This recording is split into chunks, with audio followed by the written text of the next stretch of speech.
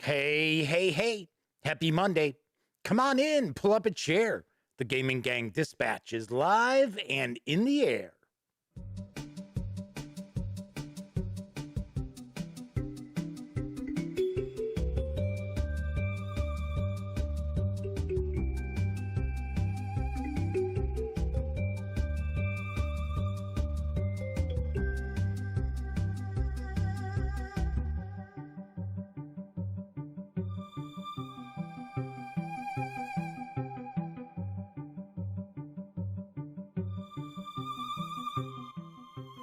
Howdy, howdy, howdy, gang, and happy holidays. Welcome once again to the Duct Tape Studios. I'm Jeff McAleer, your host here at the Gaming Gang Dispatch, presented by thegaminggang.com, of which I happen to be the Grand Poobah. So welcome aboard. If this is your first time visiting, kick back, relax. This is certainly not rocket surgery going on around here. We're just having fun talking about tabletop gaming. Of course, if you are a constant viewer, welcome back. Deodorant really helps keep people around, doesn't it? Good to see everybody. Tonight is Monday, December 14th, 2020. This is episode 588 of the live shows here on the Gaming Gang channel. So before I jump into the latest news, do want to let you know, if you like this video, by all means, please give it a quick thumbs up. Subscribe to the channel if you haven't already. If you do subscribe, ding that bell, because it will not only let you know when the Dispatch streams live right here on YouTube, it'll also tell you when I upload my other videos, such as my recent review of Warhammer Fantasy Roleplay Upa's Reich Adventures. Talk about some of the recent reviews I've done that you may have missed that popped up over the weekend. And of course, when you're not watching videos on the Gaming Gang channel, be sure to visit thegaminggang.com for all the latest in gaming news, reviews, comics, movies, TV. You know the drill. Get your geek on at thegaminggang.com.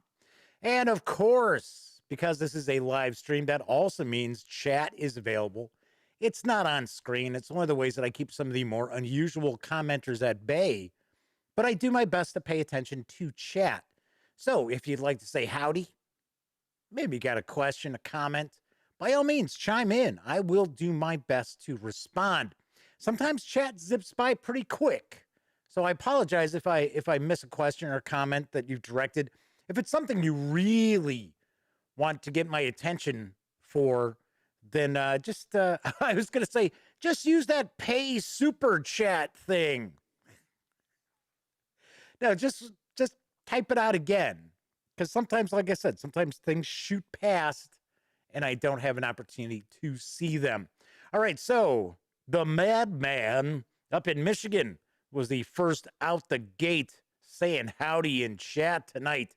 So joining the Madman, we have Flaming Huron, Cameron Day, Clint Gibson is here as well. I believe Cameron Day, it's their first visit here. And I believe Cameron's showing up because I have a news piece about a release he's affiliated with. Could be. So let's jump on into the news. I've got some other stuff I'm going to cover after the news as well, but let's jump on in because arriving this March, we're going to see Mining Colony. Here is the latest from Dr. Finn's Games. Your home world is running low on resources. To survive, you send teams of workers to a nearby resource-rich planet, but one with a harsh and inhospitable environment. Will your teams outperform the others to build the best mining colony? Mining Colony is a tile-laying game for 1 to 4 players in which you use excavation cards to compete for resources. With these resources, you develop your colonies and attempt to build science stations and outposts. The game is played over 10 rounds, each of which, English, Jeff, English, each of which consists of 3 phases: discover, excavate, develop. In the discover phase, a resource card is flipped and resources are placed in excavation zones. In the excavation phase, players use their excavation cards to compete for these resources. In the development phase, development tiles, interestingly enough, named that right. In the development phase, development tiles, which are won in the excavation phase and come in a variety of shapes, are placed on the player's individual colony board. Polyomino, anybody? I'm guessing polyomino. The resources, which also include ships, colonists, and crystals, are placed in designated spots on the tiles. In the competitive game, players score points by creating the best mining colony, i.e., having various resources, people, and ships that are determined to be more valuable. I would say more valuable than everybody else's. Victory point values change from game to game, so different resources have different values from game to game. That sounds interesting. In the solo mode, the player competes against a dummy player. I don't like that word. Could they said AI? While he or she attempts to complete his or her colony. Mining colony is for 1 to 4 players, ages 14 and up, plays in 30 to 60 minutes, and will carry an MSRP of $28 when it arrives in March. You can order this right now over on Dr. Finn's Games website, and it is, I believe it is the Kickstarter edition of the game. So I think there's some extra goodies involved in that as well. So if you recall, we have been talking about some of these Dr. Finn's Games because there was a Kickstarter for 4 games, all in one Kickstarter, 4 games. I believe this is the third, because I think this is the third game I've talked about from Dr. Finn's. They all look pretty interesting. They really, really do. And I got to admit, for $28, it does look like there's some good gameplay mixed in this, if it's a good game. All right, so let's see. Who else have we had pop in? Cameron Day says, I am correct that Cameron's only hanging out because he wants to hear about his news piece. He's selfish that way, I can tell. I'm just joking. So a Gray Day has made it into chat. John Vogel's here as well. Looks like we got a good chat kicking off our week here at the Dispatch. Let's move on to my next news piece because the classic Uwe Rosenberg board game Glass Road is returning to print this February from Capstone Games. I've got the scoop. Glass Road is a game that commemorates the 700-year-old tradition of glass making in the Bavarian forest. Today, the Glass Road is a route through the Bavarian forest that takes visitors to many of the old glass houses and museums of that region. You must skillfully manage your glass and brick production in order to build the right structures that help you to keep your business flowing. Cut the forest to keep the fires burning in the ovens and spread and remove ponds. So how would you spread and remove ponds? Okay. Pits and groves to supply yourself with the items you need. 15 specialists are there at your side to carry out your orders. The game consists of 4 building periods. Each player has an identical set of 15 specialist cards, and each specialist comes with 2 abilities. At the beginning of each building period, each player needs to choose a hand of 5 specialists. If he then plays a specialist that no other player has remaining in their hand, he may use both abilities of that card. If 2 or more players play the same specialist, each of them may only use one of the 2 abilities. Exploiting the abilities of the specialist lets you collect resources, lay out new landscape tiles, for an example, ponds and pits, and build a variety of buildings. There are 3 types of buildings: processing buildings, immediate buildings with a one-time effect, and buildings that provide bonus points at the end of the game for various accomplishments. Mastering the balance of knowing the best specialist card to play and being flexible about when you play it together with assembling a clever combination of buildings, is the key to this game. Glass Road is for 1 to 4 players, ages 13 and up, plays in around 20 to 80 minutes. I'm guessing that's got to be based on player count. And will carry an MSRP of $55.95 when it arrives in late February. Good to see some of these games that were, I think, if I remember correctly, now, first of all, I have to point out, I have never played Glass Road. In fact, I don't know if I've ever actually played an Uwe Rosenberg game. I'm sure I must have. It's just not jumping out at me. But if I remember correctly, I think the last publisher for Glass Road was Mayfair Games. I know Z-Man Games at one point published this game, but I think for some strange reason, I think the last publisher was Mayfair. And I'm glad to see some of these games that were with Mayfair are getting another chance at life, seeing that Mayfair went the way of the dodo, unfortunately, about 3 years ago.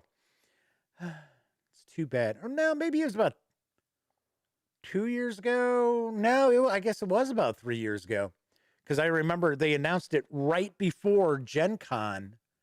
And in fact, Mayfair had been announced as the big sponsor for Gen Con again. They always did sponsorship for Origins and Gen Con. And they always had that Mayfair van outside the Indianapolis Convention Center, where in the mornings you could get free coffee. And then in the afternoons, they would usually have free water, and then they'd pack it up. So, and they used to always give out the little pins for Mayfair for every year. And I remember the last Gen Con was the first Gen Con without Mayfair. And it was really weird to not see them out there and be set up and see the big Mayfair banners. That it was just very, very strange. Little sad as well. So Cameron Day says, I'll definitely be tuning into the channel in the future, good sir. Well, that is if I don't make fun of your news piece. So Gray Day says, today they were doing the mental comparison of the Kickstarter Super Deluxe Extra Content Alhambra versus his family's enthusiasm for normal Alhambra. 8 days left and it's $150. Gotta say, I've never played Alhambra. I have seen it. I've seen it a bunch of times. I gotta be honest, I did not realize that there was a Kickstarter for a Super Deluxe Extra Content Alhambra. Maybe I'll include that news tomorrow. A Grade A is always good at floating stuff out that's kind of flown under my radar. All right, moving right along. Arriving in February from my friends over at AEG is Cubitos. And here's the info from the aforementioned AEG. Be fast or be last. Players take on the role of participants in the annual Cube Cup, a race of strategy and luck to determine the Cubitos champion. It sounds like a snack, doesn't it? Oh, hey, man, could you pass me the Cubitos, please? Thanks, dude.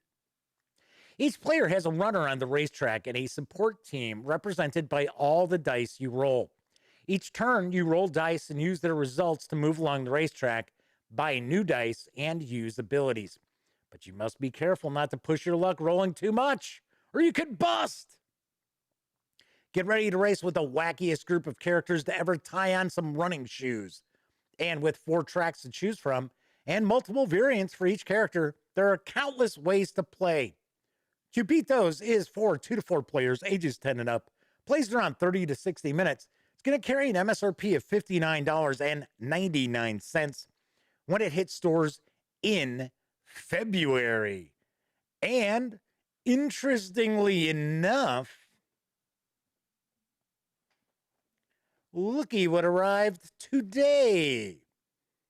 I will tell you what, maybe I'll do this so you can see a little bit better. I think the Dice Tower already has their review out from like a month ago. So, show you the back. This looks like this could be fun. It's a John D. Clare design, which I think AEG is going to have to change the name of the company to the John D. Clare Game Company, because he's designing like tons of stuff for him nowadays. So looks kind of fun. I got to be honest though, it doesn't really have the heft of a $60 game. But we'll find out. We'll see what's going on. So this is coming out in February. I'm really surprised to get it so far ahead of time from AEG. I'm kind of shocked by that. So Craig Martin has arrived as well in chat, pointing out Glass Road is a good game. The card mechanic is interesting with more players. Yeah, I would think so. So Great A says, I'm sorry, the Madman says, a Great A, you sure that's cheese and not Bavarian SpongeBob?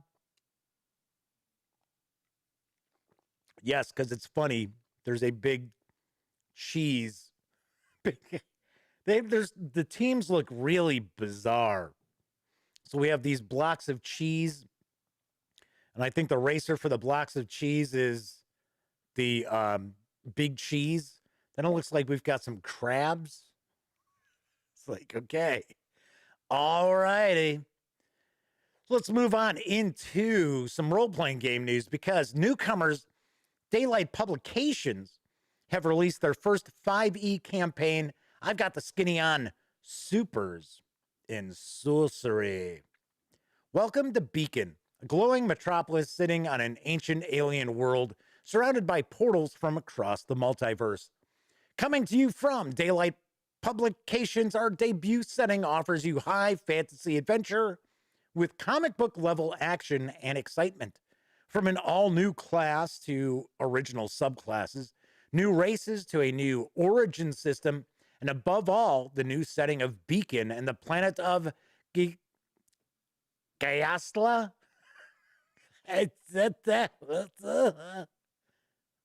Taking a guess. Cameron can tell us how to pronounce that. Supers in Sorcery comes from a simple question. How would you do costume vigilantes in a medieval setting? I've got a cunning plan, my lord. The populace of Beacon has a propensity for power. Waves of energy, known as arc waves, ripple through the cosmos every 20 years, instilling strange abilities seemingly at random. Ooh, it's like that wild card virus, eh? But beyond that, the people themselves often strive for greatness through engineering and physical prowess. Beacon is a shining city on a hill, but with a seedy underbelly. The Portaliers safeguard the city, but even they can't be everywhere at once. No, because they're not the Spanish Inquisition. And sometimes even heroes fall. Will you take up the hero's call? Will you stand against injustice and criminality? Will you root out corruption and throw down tyranny? Will you fight the monsters threatening at the door and bring down the villains with powers to match your own? All this and more awaits you in Supers and Sorcery. The 216-page PDF is available right now at DriveThruRPG for $19.95. Gotta say, that cover looks sweet. Love the comic book art style. Very, very nicely done. Looks like some pretty cool art in here as well. So, Cameron say it's Geistala is how it's pronounced. Nice. Very nice. So if Cameron would like to share with anybody in the chat any thoughts about Supers and Sorcery, by all means, fire away, because Cameron is your source of information. I do believe that there is another setting that is on the horizon that you can find. Now, I am sharing DriveThruRPG as far as the web address, simply because the web address for Daylight Publications is kind of wonky. And if I may say so, Cameron, if you have an opportunity, get rid of that Weebly.com out of your URL. Reason being, you don't want people to know how your website operates. For an example, like you'll see people will have joebobs.wordpress.com. Don't want that. Don't want that at all, because right there, hackers know you're on WordPress. So Cameron Day says the cover artist actually worked for Marvel. Very cool. Nice. All right, let's move on to my final news piece, because now available from my friends over at Cubicle 7 Entertainment is Warhammer Fantasy Roleplay Archives of the Empire. Whoops. Hey, what the heck? Where is, oh, I see what happened. Like, why is that? Why is the cover not popping up? For some reason, when I save these images, the cover was like the last image. I'm like, what? It's like, what's going on? Why are we not seeing the cover too? Wifrip, Archives of the Empire, Volume 1. Here's the dope. Just north of Altdorf, not far from the village of Fetterheim, the cult of Shalia maintains a hospice. Behind its imposing walls, troubled souls are given succor, and not a succor. Do I have to explain that? No, I don't think so. And a lucky few find respite. Or respite. Why am I? Jeez, I swear. Like, I tried to be a wise ass about sucker, and then I mispronounced respite. Ay, Jeff, I tell you. I don't know. I don't know about these things. Not so for one of its denizens, however, who is tireless in her mission to compile a record to outlive the world, her archives of the Empire. The end times are coming, and her quill is ceaseless in a frantic race against time. Her letters find their way to every corner of the Empire. Each missive begs its recipient to reply with thoughts on some specific matter. She claims to be Princess Isabella von Holzwig-Schleinstein, sister to Emperor Karl Franz I.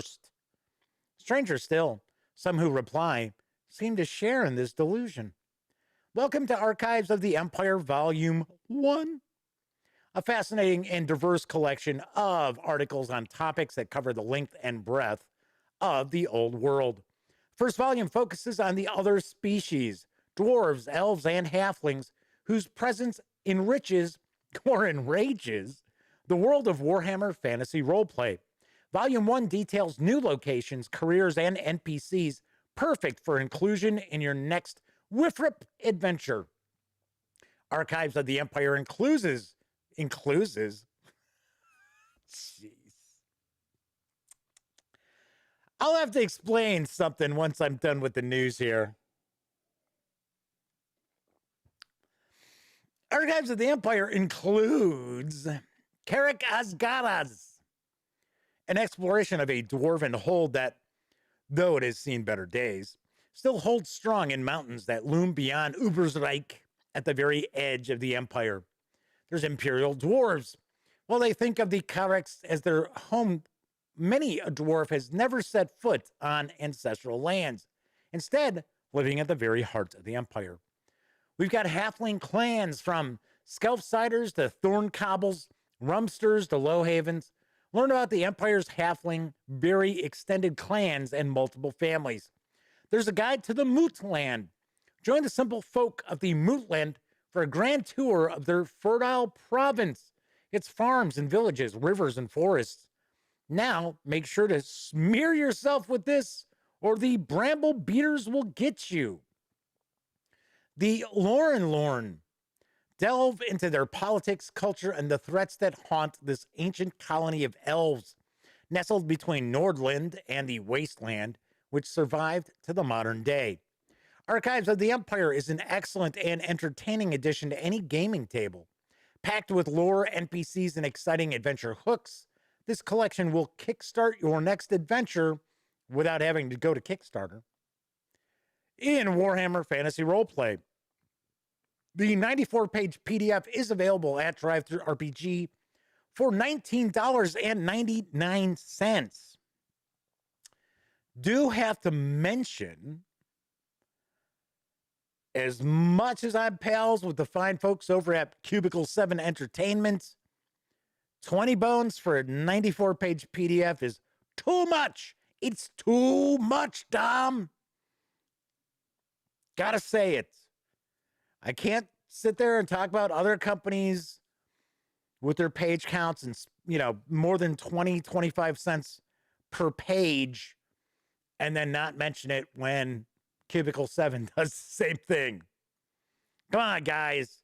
I could see $13 maybe, because I get it. You got artists you got to pay and things like that. I completely understand that. But we are starting to see these PDF prices start getting ridiculous. We really are. All right. That is it for tonight's news. Do want to mention, since we were just talking about Drive-Thru RPG, the Gaming Gang, thus the Dispatch, are affiliated with the One Bookshelf sites. So if you are going to visit, say, Drive-Thru RPG, please swing by thegaminggang.com first. Click on one of our banner ads, and that way, if you do happen to make a purchase, I get a little portion of that sale. And all those little portions, all those nickels, dimes, and quarters really do add up and help keep the Gaming Gang website around. So I wanted to mention that. I do see a Grade A has stolen my thunder, because something I was going to talk about here after the news is the Dungeons & Dragons movie and the announcement that Chris Pine has signed on. With that news broke, I don't know, at least I ran across it on Twitter about a half hour before I came down into the Duct Tape Studios to get ready for tonight's show. So Flaming Heron says, yes, that does seem a tad overpriced for the PDF. Grade A says PDF prices are silly.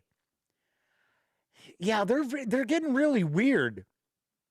And I will mention something about one of the reviews that went up this weekend that you could be like, huh. So Grade A says there's supposed to be a new RPG coming from Robert Schwalb, Shadow the Weird Wizard. Huh. That I am not familiar with. Of course, obviously, I've heard of Shadow the Demon Lord. I have not actually ever looked through it. There's just so much stuff for that. He releases stuff all the time. And I have mentioned this story before, but I remember when, I want to say it wasn't the last Gen Con, it was the Gen Con before. And if you've been to Gen Con and you go into the exhibitors area, there's this one section, it's on the end, it's to the far right. And we used to joke around that it was the dirt mall, because the first year they opened that section of the exhibit hall up, they put all the little publishers, people you never heard of, shoved them all in there, and the lighting was like a lot dimmer than in the regular exhibit hall, even though it was connected right to it. But then the past few years, they've kind of shuffled other bigger publishers into that area, like Stronghold Games was one of them. So the one year, a couple of years ago, 3 years ago, actually, since we didn't have a Gen Con this year, I was walking in that area, and Robert Schwalb Entertainment had, a small exhibit area. I mean, not very big. I mean, pretty small. And there was a line, and that line, I swear, there were a lot of big publishers out there that would have been very, very jealous of that line. So I do know there are a lot of people who really do enjoy Shadow of the Demon Lord. And as far as my understanding is, and I'm sure there's people out there who have way, way more knowledge about the system than I do, is that, for one, Robert Schwalb just was like, you know what? I'm going to design a role-playing game that appeals to me. I don't really care all that much about what other people think. I'm going to make a game that I would really want to play. And I believe it's got a darker vibe to it and things like that. But it's not like, and somebody out there, either live or in the comments below after the show airs, let me know if I'm wrong with this. But I don't get the impression that Shadow of the Demon Lord has the same kind of sick vibe that sometimes Lamentations of the Flame Princess adventures have. I might be wrong, but I think that's kind of how I've always gotten it. A Great Ace says that this is supposed to be a family-friendly version of Demon Lord. Is Shadow of the Demon Lord not really family-friendly? I mean, granted, yes, it's got a darker vibe to it. Isn't it essentially that the player characters, I mean, it's the coming of the Demon Lord who is effectively going to annihilate the planet, right? Isn't that it? So it's really dark, gritty. Could have swore they have like a kind of a gonzo, like modern day version of the game as well. So Flaming Heron says, got the Shadow of the Demon Lord bundle from Bundle of Holdings. Still haven't had a chance to look at it in its entirety. Liking it, though, if I can get to run it. Good point. Cool deal. All right. So A Great Ace says, not sure if that's sarcasm from Robert, if talking about like it being family friendly. All righty. Okay, so that was the news. Few things. First of all, if you follow me on Twitter, if you visit thegaminggang.com, then you may have noticed that the Gaming Gang game auction 2020 kicked off at midnight last night. I have over 100 entries that are available for auction, and I mention it in the actual auction itself because I kind of explain, what the auction's about, how to go about taking part in the auction, because it's not on eBay or anything like that. So this is how I keep the Gaming Gang around. If you follow the Gaming Gang, and I'm now in my 11th year covering tabletop gaming, I do not run Kickstarters. I don't have a Patreon. I don't come to you with my handout. I don't. I mean, there's a big name in tabletop gaming right now that is in the midst of their annual supporter drive. And what do you get in return for it? And I'm not knocking them, but it's always been their shtick that it's sort of like, pay us for a website that we run that you provide the content for. I mean, that's really it. And you get nothing. You really get nothing for your support. Yes, you get some gold, some gold, some website gold. Well, I don't do that kind of stuff. So what I do is every year I auction off a bunch of games that I've gotten for review, or maybe I've picked up for a deal someplace. Maybe a store was going out of business or somebody had a clearance on something. Or a lot of times it's either the review copy or a company has also sent along an extra copy for me to do whatever I want with. And then I auction them off. And that is how the Gaming Gang sticks around. Now, normally, I just take the stuff up to, well, I shouldn't say up to, down to Indianapolis for Gen Con. And that's basically it. I go down there on Wednesday because they have the kind of like press and retailer events that go on. I get there early enough. 12 noon, it opens up so you can drop off your auction stuff. And I'm done, and I go off and bang around, hang out. Well, of course, that didn't happen this year. So last year, I know people were like, yeah, hey, you should have a sale, which I did. And they're, So I'm doing an auction, and I've got stuff that's still in shrink. I have stuff that's rare and out of print. I have stuff that's rare and will never see the light of day again up for auction. And everything's got an opening bid.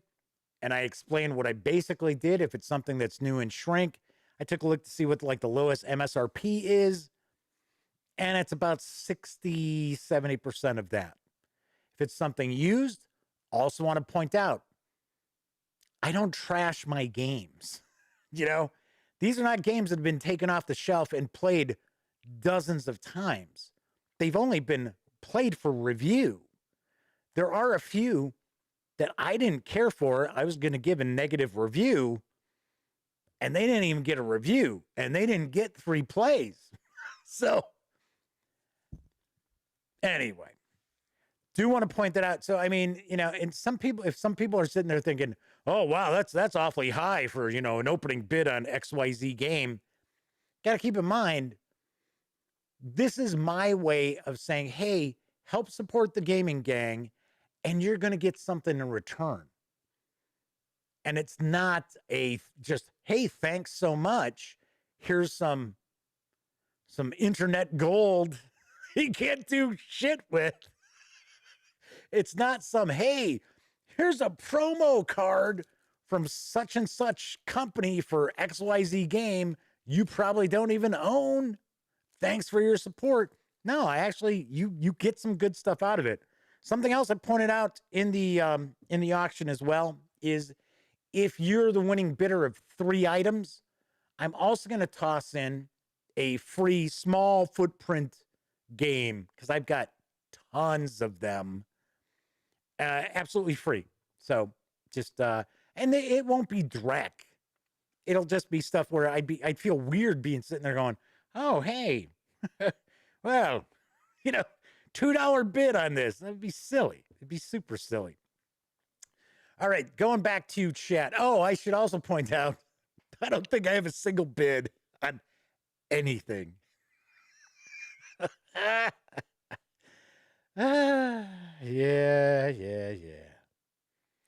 Can I tell you?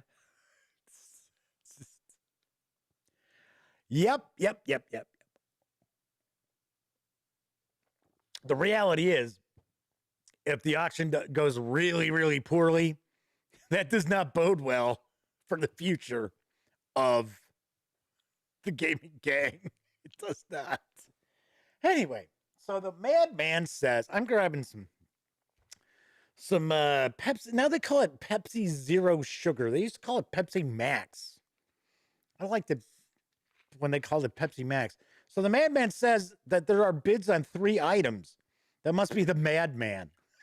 That's why the madman knows. There's some good GMT stuff. There's Flying Pig Games, Armageddon War, and Burning Sands. I've got together as one, and it's a great game. I check out the reviews I've done for these. It's just I'm auctioning some of this stuff off because I know it's never gonna make its way off my shelves. Especially like, you know, some of these war games, some of these Hex Encounter kind of war games. It was a tough enough time trying to get enough plays in to do reviews of them. So why not send them to a good home, right? Anyway, all right. So enough of that. Anyway, so the other thing, yeah, so I saw Chris Pine has signed on for the Dungeons and Dragons movie. And we were just talking about this in chat. But I thought, you know, people were like, aren't they working on a D&D movie? Isn't that in production? And I had mentioned everything. I always hear it's like there's chatter, right? That it's in pre-production. And that's all we ever hear. And years go by and we hear that. So I don't know. So yes. So the news was today, it popped up and said that Chris Pine has signed on to be in the Dungeons and Dragons movie. Cool. I mean, I like Chris Pine. He's a decent actor. Does that necessarily mean that it's going to be good? No, it doesn't. So Great A says filming is supposed to start next year. Yeah, I actually did not. All I saw was like the news, like the headline. I didn't have time to read it because I was making sure that I had everything ready and good to go at 7 o'clock. All right, so let's jump back into chat real quick and then we'll kind of wrap up a few things. So Cameron Day says that Shadow of the Demon Lord hovers the line between PG-13 and R, kind of brings in Dark Souls Doom-esque vibe to a 5e adaptation slash hybrid. The world is cool. The mechanics are eh. Or as I like to say, meh. A Great A says, thumbs up. I assume a Great A is telling everybody out there, give the video a thumbs up. Yeah, I'll tell you what. Got to be careful because, you know, I get one or two people who just have a bug up their rear ends that they just don't like me. And because we've even seen streams that'll have a thumbs down before I've even started streaming. A couple of people get their thumbs down in and it really drops the percentage of, how people look at the video, right? So it'll show, because I track this kind of stuff, and if it's under 90%, YouTube is much less likely to share your video as a suggested video than videos that are over 90%. And I mean, two people going, nah, usually drops me under 90% on these streams because we don't have tons of viewers on this stream. Yes, 588 episodes in, we still do not get a lot. So, Lee Gold's working on a Kickstarter version of Rising Sun for Chivalry and Sorcery. That is not something I've ever taken a peek at. I understand Chivalry and Sorcery. Isn't Chivalry and Sorcery supposed to be like the super crunchy fantasy role-playing game that's more kind of immersed in like a medieval world? Or I thought that's that one. I don't know. Maybe I'm wrong. So the Madman says, sounds like they're going after some others for the movie. Will Smith, Vin Diesel were too. Will Smith is not a guarantee for anything anymore. In fact, Will Smith's been in some big flops as of late. Great A says, maybe they can get Tom Cruise and Benedict Cumberbatch, and then John Cleese is the villain. Cameron Day says, cool Kickstarter. Check out his Cobalt Press Southlands campaign setting. Hey, Cameron, you're not here to shill, man. You can shill your own products. Can't shill other products. Just joking. Great A says, yes, CNS is crunchy. So the Madman says, from what they've read, the movie's not going to be very serious. Yeah, see, I don't know. Remember, okay, so I'm pretty damn old. So I went and saw Conan the Barbarian in a theater. My best friend Elliot Miller and I went to the show. I think we were like freshmen in high school. Saw it in theater and we're like, oh, wow, that was awesome.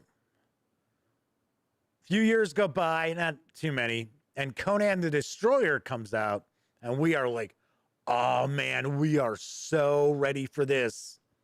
Although it was like PG, it wasn't R like the original. Walked out of that movie like, what the was that? What the? Don't make a D&D movie like that, please. Watch, they'll be like, oh, yeah, we got Jeremy Irons. So Great A asked, did I see Red Sonja? Yes, once. I saw Red Sonja once. And I don't remember hardly anything about it. Although my ex-fiance's name was Sonia, although she was a blonde. But I used to jokingly refer to her as Blonde Sonja. So Cameron Day's question is, which setting are they going to use? I would take a guess for the D&D movie. It is going to be settingless. Speaking of, so I've been bouncing around. I don't know what anybody out there thinks of this, but I have been bouncing around maybe doing a fantasy role-playing stream and inviting like people who hang out and chat, people who visit the gaming gang a lot, having like 5 seats and like recording an actual play. And I'll, of course, I'll be the game master and maybe do something for charity. But I mean, do an ongoing thing, not just a one shot, do an ongoing thing like every couple of weeks and maybe charge for a seat at the table, at the virtual table.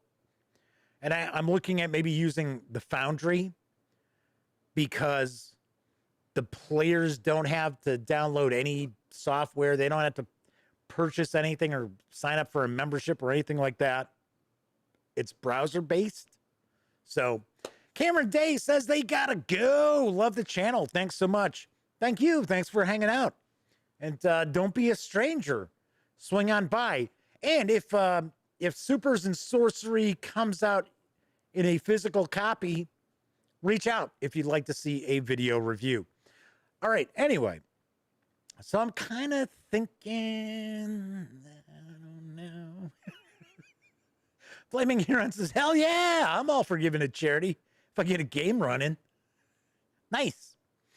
Once again, just kind of thinking about, and what I might use is I might actually just use like Knave. I don't know if anybody out there is familiar with Knave. Super, super rules light, but it still has kind of a D&D vibe. Old D&D.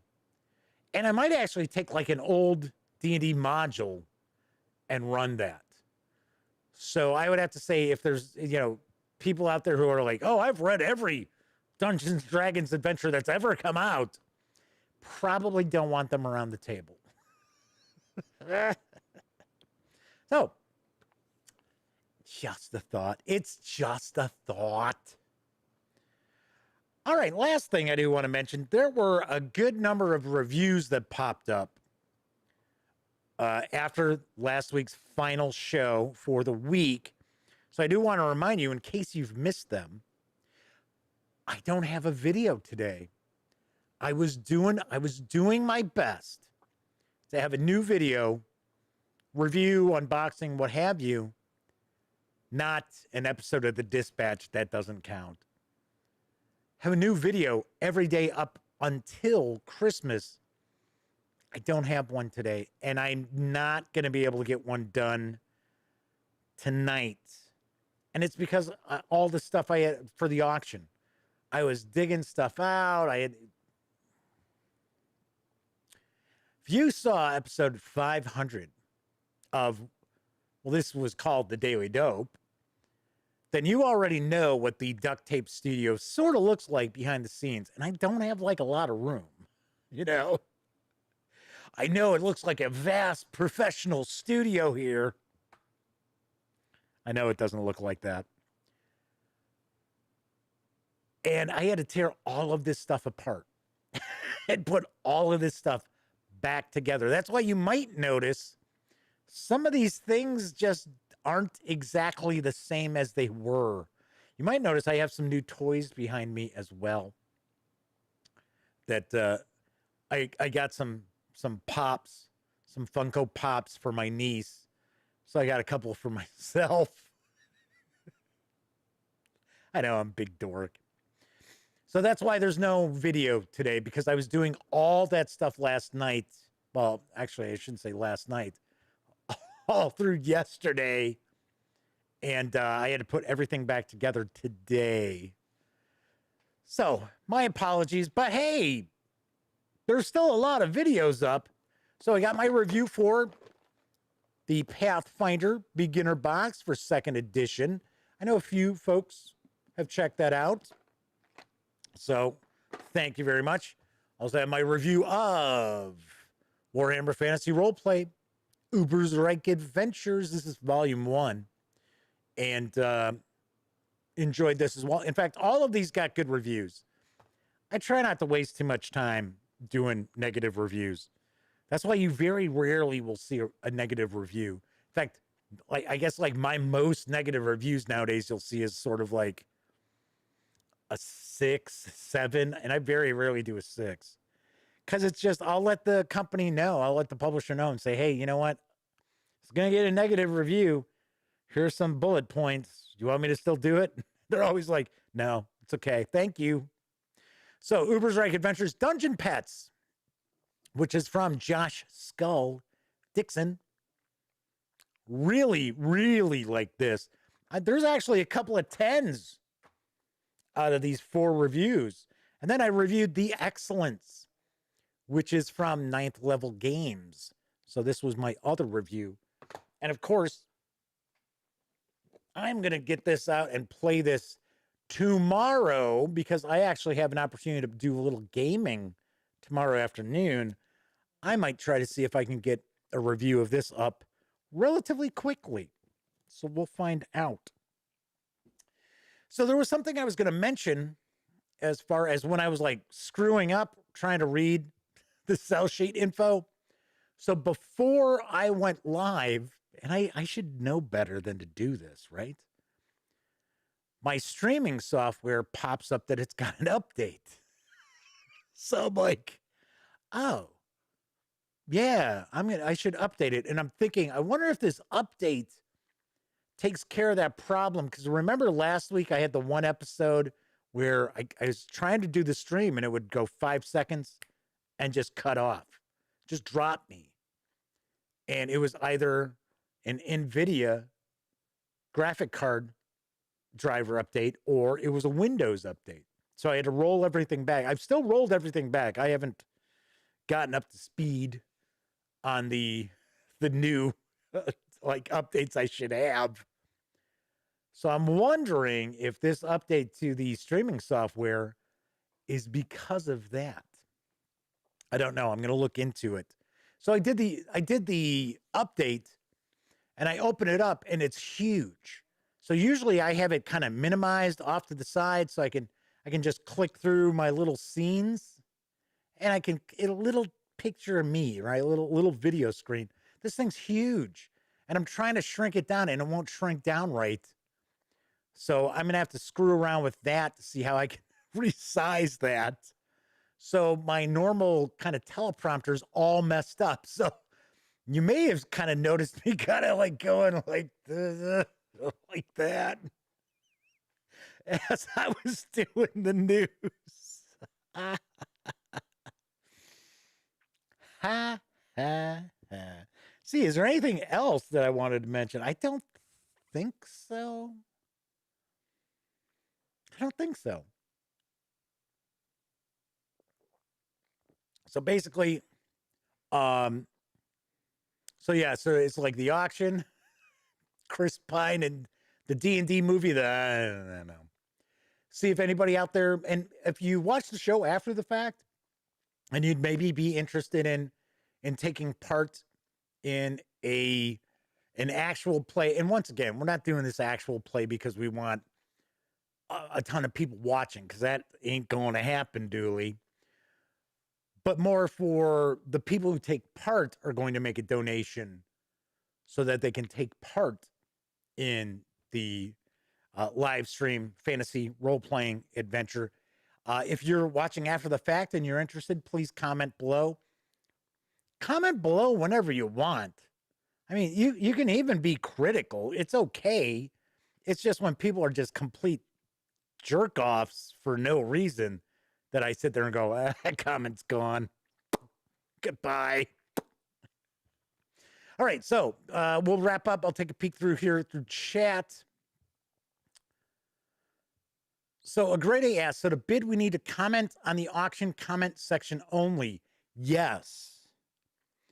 So, yeah, see, a great A says, I don't see anyone who's commented. Yeah, see, I didn't either. It is not a blind auction.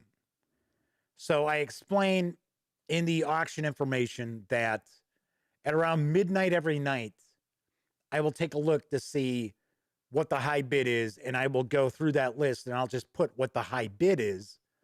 So that way, if you're interested in making a bid, if there's a bid on it, you'll see what the high bid is. Now, I'm only going to do that once a day. So if a couple of people are interested in something, like for an example, I do have a couple of items that are long out of print. They're never going to see the light of day again. And one of them is actually in shrink, brand new, and goes for like $120 I've seen on eBay.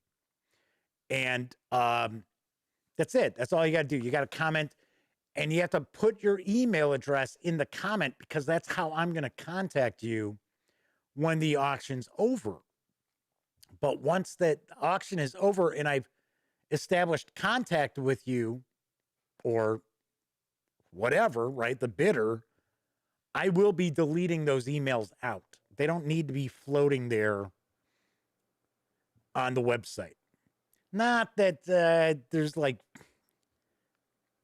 it's like any other website, right? You always, some websites make you leave your email address to leave a comment.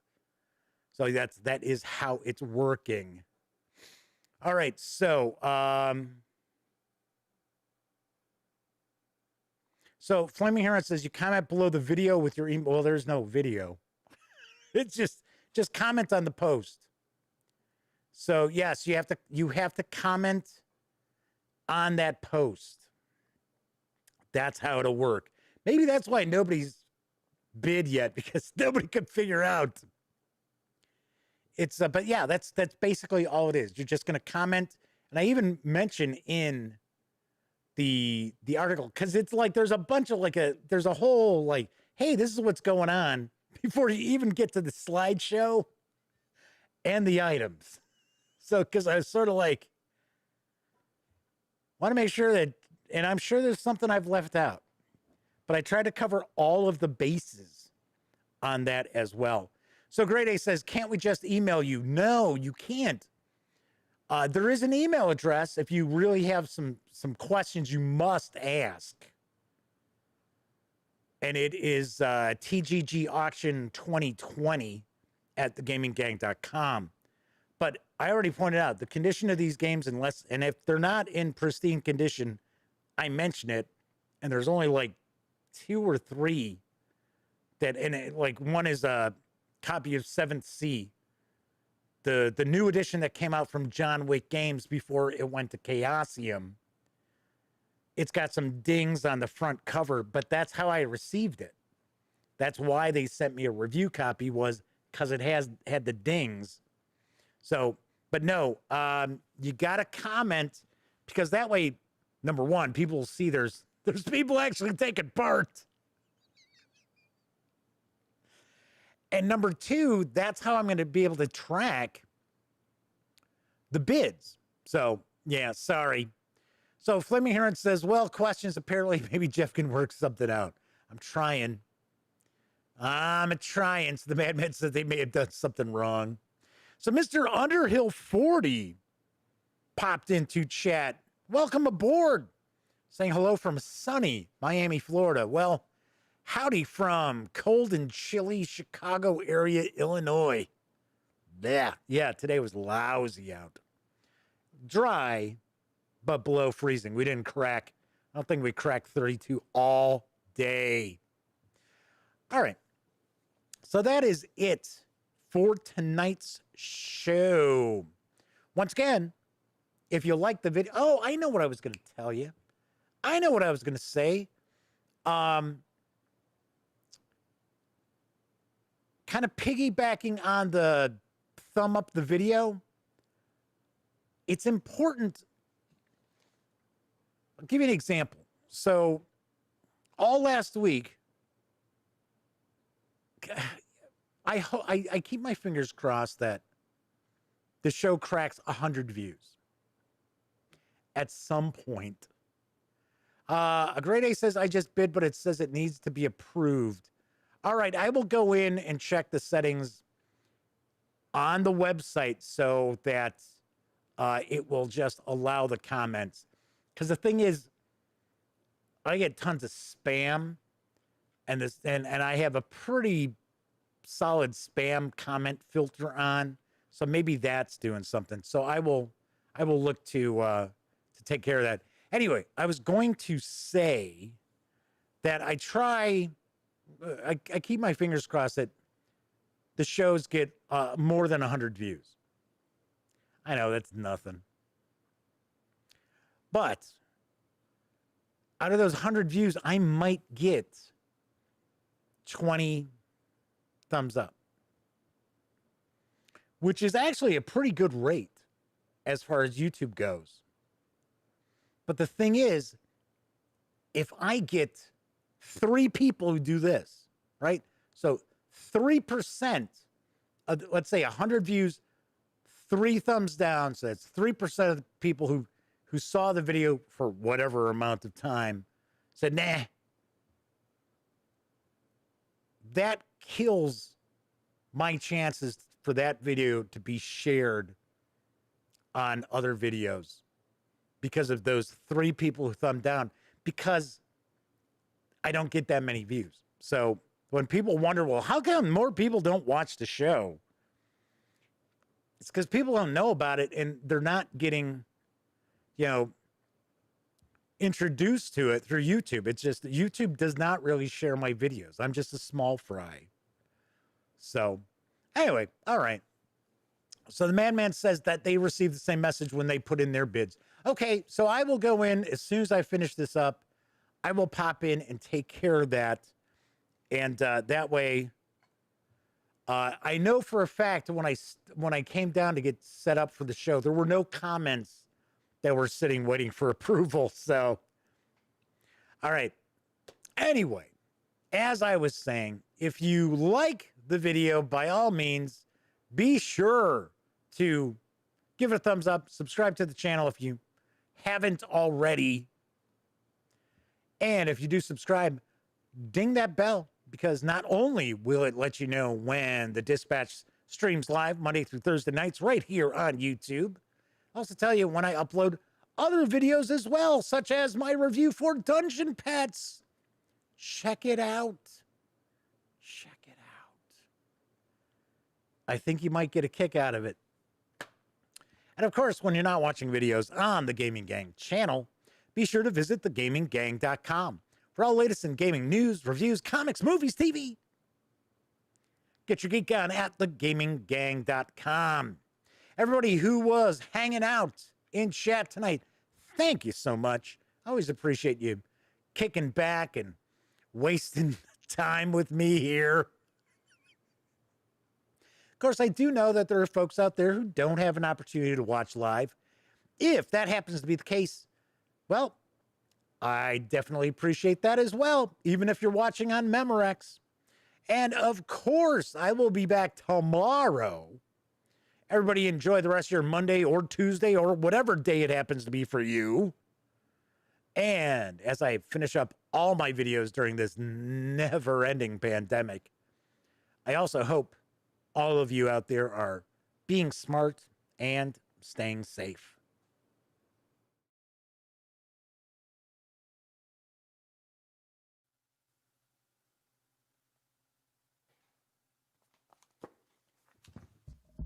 Oh, you're still here. Well, if that's the case, if you'd like to subscribe to the Gaming Gang channel, by all means, click right here. And if you'd like to check out one of our recent live streams, click right up top. And if you want to roll the dice and see what the algorithm for YouTube recommends, click right here. And of course, thank you once again for watching. And gang, please stay safe and wear a mask.